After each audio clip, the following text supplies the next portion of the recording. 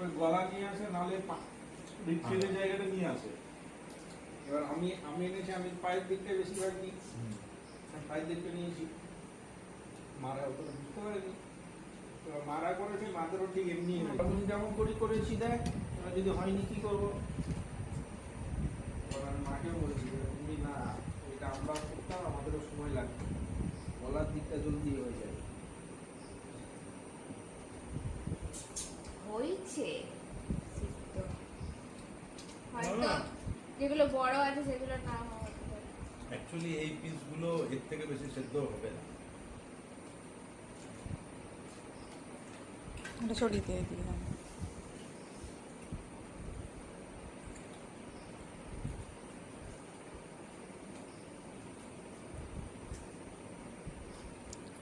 আমি তো প্রেসারে সাধারণত করি না, নেহাত রাতের দিক বলে করলাম, দেরি হয়ে যাবে, এতেই কত দেরিতে রান্না শুরু হলো।